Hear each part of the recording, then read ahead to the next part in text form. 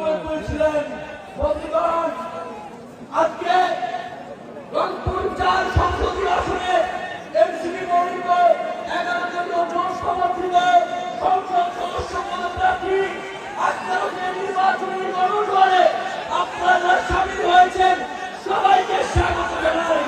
বন্ধুগণ, আমরা কি সাক্ষাৎ নির্বাচন স্লোগান দিতে পারবো? হাত করি